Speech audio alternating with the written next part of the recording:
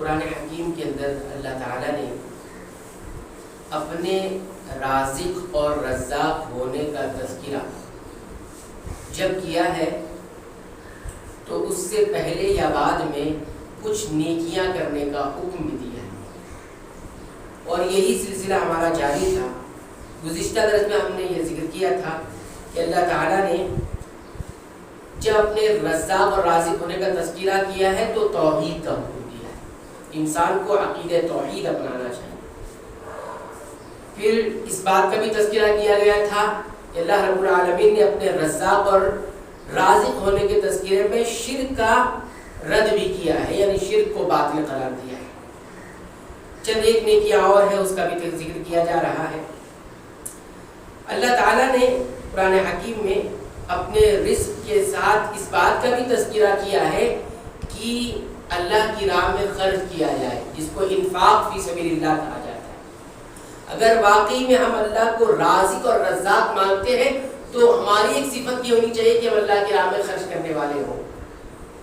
انسان اگر اللہ کی راہ میں خرچ کرنے والا نہیں ہے، نہیں کرتا ہے، سستی اور کوتاہی سے کام لیتا ہے، تو اس کا معنی یہ بھی ہو سکتا ہے کہ وہ اللہ کو کما حق کہو رازق اور رزاق تسلیم نہیں کرتا ہے۔ دیکھیے اللہ تعالیٰ کیسے فرماتے ہیں۔ اللہ تعالیٰ فرماتے ہیں سورہ البقرہ آیت نمبر 254 کے اندر، یا ایھا الذین آمنوا، اے وہ لوگوں جو ایمان لائے ہو، انفقوا مما رزقناکم، تم خرچ کرو اس رزق میں سے جو ہم نے تمہیں عطا کیا۔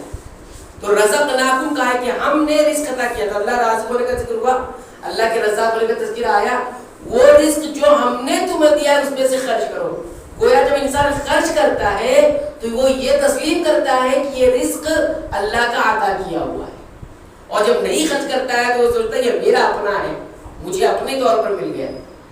یا ایھا الذین آمنوا انفقوا مما رزقناکم، اپنے رزاق اور رازق ہونے کے تذکرے میں اللہ رب العالمین نے انفاق فی سبیل اللہ، اللہ کی راہ میں دیتے رہو، اس کا تذکرہ کیا ہے۔ یہ تمہارا تھوڑی جو تم دے رہے ہو، یہ اللہ کا دیا ہوا ہے، یہ روحانیت ہے۔ اس کے فرمایا من قبل، قبل اس کے کی ان یاتی یوم، وہ وقت آ جائے کہ وہ دن آ جائے کہ جس دن نہ تو کوئی لا بیع فیہ، نہ تو کوئی تجارت ہوگی، اور ولا خلۃ، نہ ہی وہاں کوئی دوستیاں ہوگی، ولا شفاعت، نہ کوئی شفاعت ہوگی، والکافرون هم الظالمون، اور کفر کرنے والے ہی هم الظالمون، کفر کرنے والے ہی ظالم ہیں۔ دیکھیے خرچ کرنا ہے کب کہ وہ دن نہ آ جائے کہ جس دن تجارت بھی نہیں ہوگی، وہاں نہ تجارت خرید و فروخت نہیں ہوگی کہ کچھ کمایا جائے کچھ، اسی طرح نہ ہی کوئی دوستی ہوگی کہ دوستی کچھ کام آ جائے گی، چلو پیسہ ویسا نہیں ہے تو دوستی ہی کچھ کام آ جائے، کچھ بچ جائے، کوئی دوستی سورس لگا لے، نہیں ہوگا۔ ولا شفا، چلو کوئی دوستی بھی کام نہیں ہے، کسی اور سے بول کے بھائی آپ سفارش کر دے ہو جائے کام، وہ بھی نہیں ہوگا۔ تینوں چیز جو یہاں چلتی ہے وہاں نہیں چلے گی۔ کیا چلے گا؟ انفاق فی سبیل اللہ چلے گا۔ سبحان اللہ۔ تو یہ ہے اللہ رب العالمین نے اپنے رازق اور رزق کا تذکرہ کس طور پہ کیا ہے، حکم دیا ہے انفاق فی سبیل اللہ کریں، یعنی اللہ کی راہ میں دیتے رہے، جتنا ممکن ہو، جتنا اپنے آپ اللہ تعالیٰ نے دیا ہے استطاعت بھر دیتے رہیں، پر لیکن یہ ہے کہ دینے کی کوشش کریں، لینے کی کوشش نہ کریں۔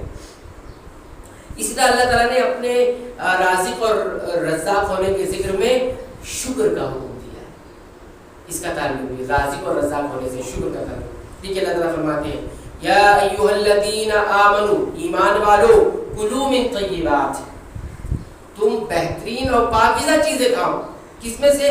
ما رزقناکم، جو ہم نے تمہیں عطا کر رکھی، جو ہم نے تمہیں عطا کر رکھا ہے اس میں سے پاکیزہ رزق کھاؤ، واشکروا للہ، اور اللہ ہی کا شکر ادا کرتے رہو، ان کنتم ایاہ تعبدون، واقعی تم اس کی عبادت کرتے ہو۔ تو دیکھیے اللہ نے اپنے رزق کے تذکرے کے بعد کس کا حکم دیا ہے؟ شکر گزاری کا حکم دیا۔ تو شکر گزاری اصل میں معنی یہی ہے کہ آپ اللہ کو رازق اور رزاق واقعی مانو گے، اس پر ایمان رکھتے ہیں۔ تو شکر گزار وہی ہوتا ہے جو اللہ ہی کو ماننے والا ہوتا ہے۔ تو یہاں پر اللہ رب العالمین نے شکر گزاری کا ایک تیسری آیت دیکھیے، اس میں اللہ تعالیٰ نے اپنی اولاد کو فقیری اور غریبی کے خوف سے قتل کر دینے سے منع فرمایا ہے۔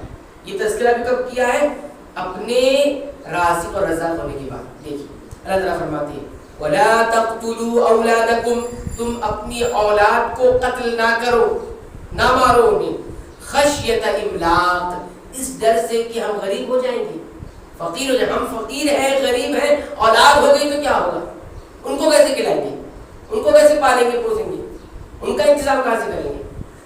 اس لیے قتل نہ کرو۔ پھر آگے فرمایا نحن نرزقهم، ہم انہیں رزق دیتے ہیں، وَإِيَّاكُمْ، تمہیں بھی رزق دیتے ہیں۔ تم سوچ رہے ہو کہ میں پالوں گا پوسوں گا، تمہیں رزق دینے والے بھی ہم ہیں اور انہیں تو ہم رزق دیں گے ہی دیں گے۔ تو اللہ رب العالمین نے اپنے رازق اور رزاق ہونے کا تذکرہ کیا، اور اس سے پہلے کیا کیا؟ اپنی اولاد کو وہ غریبی کی ڈر سے یا فقیری کی ڈر سے قتل نہ کرو۔ پہلے کے دور میں تو باقاعدہ قتل کر دیا جاتا تھا، اولاد ہو جاتی قتل کر دیتے تھے۔ آج کے دور میں شکلیں بدلی ہیں، لیکن وہ بھی قتل کے مترادف ہے۔ قتل کی ایک صورت ہے، ایک تو یہ کہ کچھ لوگ بچے جننے کے، بچے ہونے کے قائل ہی نہیں ہے، اس کے لیے مختلف انداز اپنائے ہوئے ہیں انہوں نے، اولاد نہیں ہو، یہ بھی ایک طرح سے قتل ہو سکتا ہے، کیونکہ جس کا حکم اللہ نے دیا ہوا ہے اور آپ اس کو دنیا میں آنے ہی نہیں دے رہے، ایک چیز ہوتی ہے۔ دوسری اور مختلف چیزیں ہوتی ہیں، کچھ لوگ پیٹ پہ ہی جو ہے اس کو قتل کروا دیتے ہیں، اور کچھ لوگ الگ قسم کے بچے جو ہے ادھر ادھر کر دیتے ہیں۔ یہ مختلف شکلیں پائی جاتی ہیں اور واقعات ہم سنتے رہتے ہیں، یہ ساری شکلیں اسی میں آتی ہیں۔ انسان اگر بچے اولاد کم چاہتا ہے اس وجہ سے کہ غربت ہوگی، فقیری ہوگی، اس وجہ سے اس کا عقیدہ یہ ہے، کوئی اور وجہ ہے تو مسئلہ نہیں ہے، کوئی اور وجہ ہے تو اس کا ایک دوسرا مسئلہ ہے، لیکن صرف اس وجہ سے کہ فقیر ہیں ہم کیسے پالیں گے، اس لیے اولاد نہیں کر رہے ہیں، تو یہ باقی معنوں میں یہ ہے کہ عقیدہ توحید ہمارے پاس، ہم اللہ کو رزاق نہیں تسلیم کرتے، ہم خود کو اپنے آپ کو ہی رزاق کرتے ہیں، تو خالص یہی کہ ہم غربت کی وجہ سے کریں۔ تو بہرحال یہاں پہ کہنا مقصود یہ ہے کہ اللہ نے اپنی اولاد کو قتل کرنے سے، اللہ نے اولاد کو قتل کرنے سے منع کیا ہے اپنے رازق اور رزاق ہونے کے بعد۔ اور بھی نیکیاں ہیں جس کا تذکرہ اللہ رب العالمین نے اس ضمن میں کیا ہے، اپنے رازق اور رزاق ہونے میں، اس کا بھی تذکرہ انشاءاللہ کیا جائے گا۔ اللہ تعالیٰ سے دعا ہے کہ رب العالمین تو ہمیں کما حق وہ اپنے رازق اور رزاق ہونے پر ایمان رکھنے کی توفیق عنایت فرما، اور اس کے جو بھی اثرات ہیں رب العالمین اور اثرات کا ہمیں حقدار اور مستحق بنا۔ آمین۔ وآخر دعوانا الحمدللہ رب العالمین۔